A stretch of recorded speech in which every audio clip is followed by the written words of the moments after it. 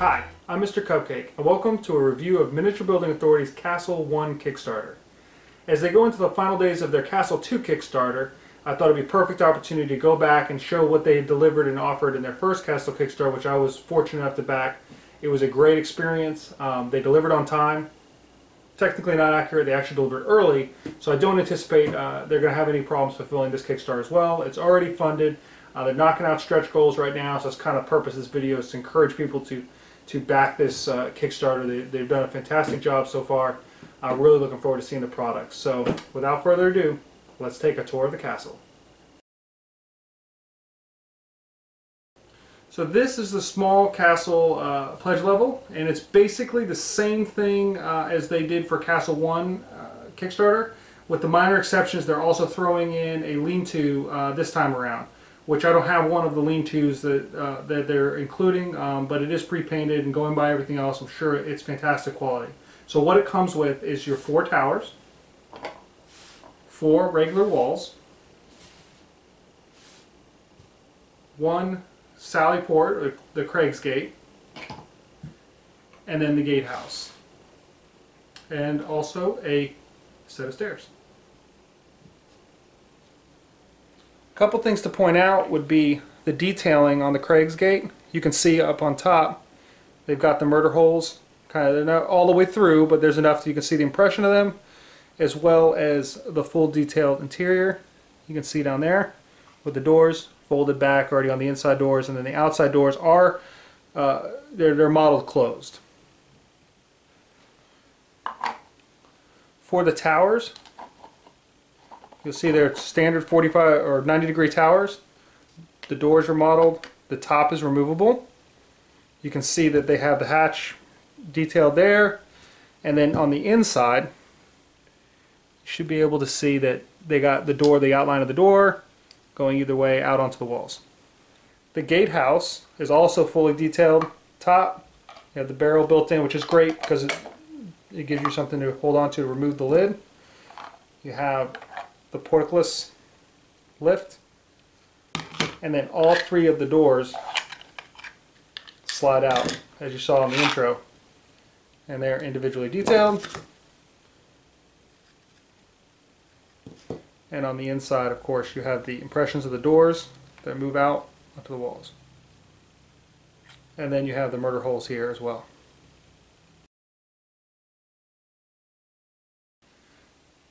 So now that you got your base castle in place, it's time to expand. And that's really where MBA shines, is that everything is modular. And the Castle 2 Kickstarter is a great opportunity for you who already have a castle to add some more pieces to it, or if you're fortunate enough, to go ahead and go all in to get some more pieces to add to your line.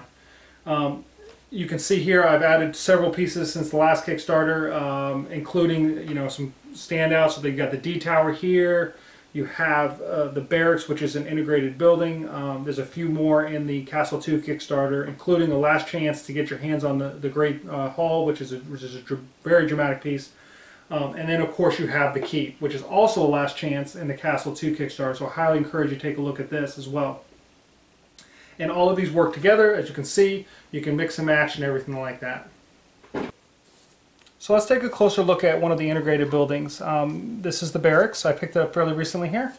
Just like all their normal buildings, the roof comes off. You can see here the floor comes out, so you can you got access to the stairs, the walkway between the 2 buildings. The interior is not detailed on this piece, this particular piece. Some of their others are, but you can see you have the door on either side, which gives you at least visual access as you come along the wall.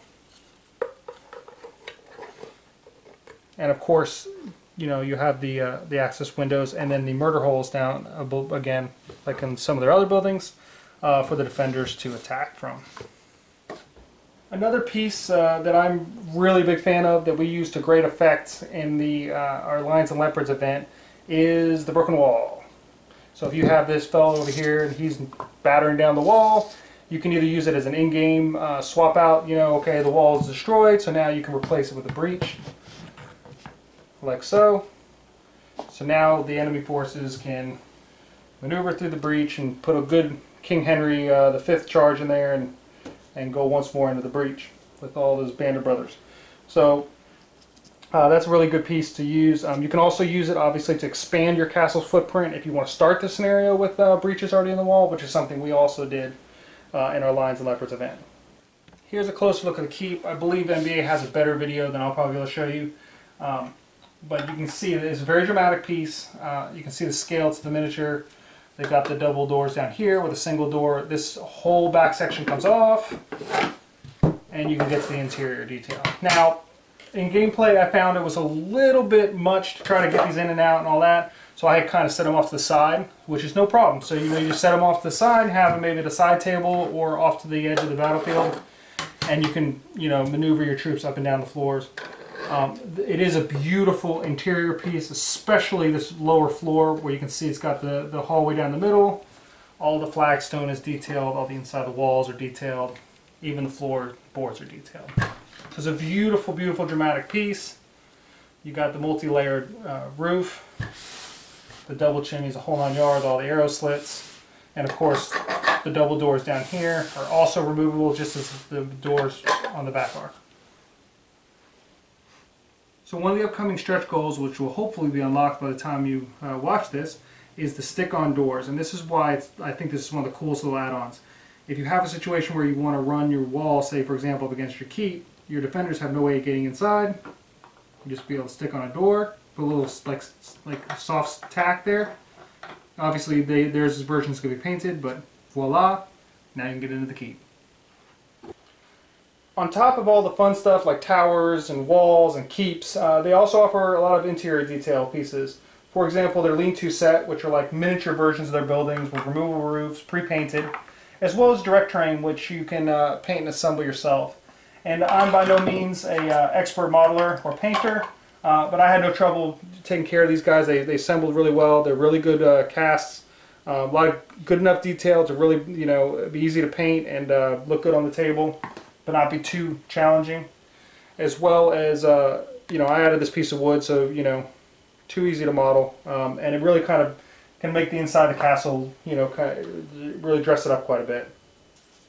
And on top of that, they sell extra sets of stairs. So if you want to show concretely where the models can move up and on and off the wall, instead of it being all abstract, you can definitely do that, and I highly recommend that option as well.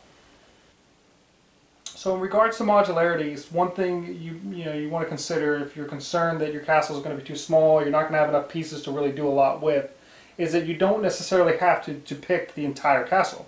You can use the constraints of your battlefield to say show only one wall or the corner of the castle, wherever you want the action to take place. We use this technique actually quite well at our Lions and Leopards event at Hurricane 2016, for example, when we had the first scenario, which was a fortified town wall, and we did a 6-foot long town wall and had the attacking forces attacking that. And then it wasn't until the third scenario that we had the entire castle shown. So even with everything I've had the opportunity to add to the castle, there are still several more options that MBA has to give your castle a much different shape, that you can get today. And that includes the outer curved wall, the inner curved wall, as well as the 45-degree towers, which can obviously change the way your wall is formed. And they also have a different entryway. They have their drawbridge piece, which is really, really a great piece. I really hope to add that to my collection someday. The Castles 2 Kickstarter, since I got to preview that and we have another video on that, they are obviously adding the taller walls, the transition pieces, as well as some very dynamic large towers and the tall gatehouse. So greater possibilities to change the shape of your castle already existing today, and more things down the road with Castles 2. So something else they're doing new this time around, which I thought is just a fantastic idea and I'm really excited about, is the Castle Village pledge level, where you get 6 of their buildings, including their new building, the Pritchard House, as well as the Corner Inn. And not only that, they're throwing in a set of their wooden fences and an interior detail from Lipko for the Corner Inn. Now, this isn't the 6, other than the Corner Inn, this isn't the 6 buildings they're including, but I thought I would kind of show you what 6 of their buildings looks like in a group, as well as you can see they're all going to have the removable roofs, they're all going to have the removable floors. And this is a really great opportunity if you've never collected MBA, or you have a very small collection, to really kind of amp up your village or your small town. and really get into your collection very quickly and easily. And of course, there's a discount off retail if you get it through the Kickstarter. So definitely worth checking out if you want to get into the European Village series, and I highly recommend it as an option to start your collection with MBA. So let's talk gaming. The MBA pieces work perfectly well for dioramas. I just happen to be a gamer, so that's kind of where my focus is. You know, and what I wanted to do is set up a few pieces, just kind of so you can see what the models will look like on the castle itself. And it's really important to point out that though they definitely have a historical lean to them, the models work fantastic with any genre. You know, obviously fantasy. That's how I got into MBAs. I was building up some fantasy training for a D&D campaign. And then I've even used a lot of their Euro building series in you know, do some modern gaming, because if you've ever been to Europe, you know that there's certainly pockets of areas that have, you know, very, very old buildings. So you sprinkle some modern stuff in there, throw some more modern roads, and it definitely works for that as well. So let's take a closer look, and I'll show you these models on the different terrain pieces and how they kind of fit in. So as you can see here, we got a lot of models. We got the D tower, the gatehouse, and then the round tower. So you can see they all accommodate plenty of models. The stands you're looking at are all 25mm 1-inch stands, so you can see you can get 2 ranks on a standard wall. In addition, anything you can fit on the D tower. 3 or 4 ranks easily on the gatehouse, and then of course on the round tower. Now, one point of note is, of course, you know, you do have a height restriction. So if you have a unit, for example, this flag bearer, and he sticks up a little bit, you just want to be kind of cautious that the top of the you know, the tower will tap the spear. So a couple pieces like that, you have to be a little bit cognizant of, you know, how tall they are. But other than that, you can drop most of your models right into the tower, close them off however you want. A lot of times too in games we'll set aside like maybe an upper floor. If we're working with the gatehouse, we might, you know, set the models behind the gatehouse, or, you know, just whatever is expedient. But you can certainly, if you want to take the time, you know, move the floor out of the way. It lifts off quite easily, and then drop the models inside. So it's really whatever you want to do. It's very flexible, and it's certainly the models are going to accommodate that. So to give you an idea of the scale of the gatehouse, here's a couple 28mm miniatures, mounted miniatures on your standard 25 by 50mm stands. You can see they can almost fit side by side going in, no problem, all the way in through, all the way through the tunnel. With the floors removed, you could obviously, you know, you could set, you have a little more top clearance, but generally speaking, if you do have like a mounted banner or something, you know, he's not going to fit. But if the lance is down, the couch position, boom, right into the gatehouse. So if you're going to talk MBA, you have to talk durability, because this is an area where they really truly excel. If this stuff was any stronger, it would take 2 hobbits and a really long walk to destroy. In the last 15 years, I've had a handful of breaks, only one of which wasn't my fault, and the ones that I broke were because I dropped one of their buildings onto another one of their buildings. So, you know, it's kind of got to be expected. The last one was because of shipping, and you'll see when I show you in a couple moments how they ship their product. You'll understand that it was quite a feat on the part of the shipping company. So we're just going to point out a couple things that I have broken in the past and give you a closer look at those. Okay, so this is the most recent thing I broke. I actually broke it at a show a couple weeks ago. Again, dropping a building into another building. You can see the break right here if you look really, really, really, really close. You can see a little bit of shine there. That's from the glue. And this is where, you know, okay, yes, they break very rarely, but this is what's really important, is that because of the way they mold everything, what I've found is that they're extremely easy to repair. And that's a key point. It's such thick resin, and the quality of the resin is so good that you usually get a nice clean break. You can put a little glue on there. Like I said, this was a spot fix right at the convention. I haven't even touched it up with any touch-up paint. So you can see that it can be repaired quite easily. Here's the corner end that was damaged during shipping. I'm going to zoom in here, and you can see, if you look at it from the inside, the crack that went all the way through this window, all the way to the corner of the building, where the whole front piece had snapped off in shipping. So here are both my corner ends side by side. I'll give you a second to see if you can figure out which one the broken one was. And those of you who said the one on the right are correct. If you zoom in real close, you can see where the professor, another member of the league, did some touch-up. He glued it and did some touch-up paint. But on the table, it's nearly impossible to tell. And that's just basically how easy these buildings are to repair if you should be so unfortunate to break one. As durable as the pieces are, they're taking no chances. And this really reflects the customer service you get with Miniature Building Authority and the attention to detail, is how they package their pieces. And you can see here, this is the Tower Keep, the second version, the newest version that they released in their Castle 1 Kickstarter, and it was actually last chance for their Castle 2. But you can see how thick the styrofoam is. It's molded styrofoam, and then of course you can see how much actual perimeter they have, the padding that they give each of the pieces.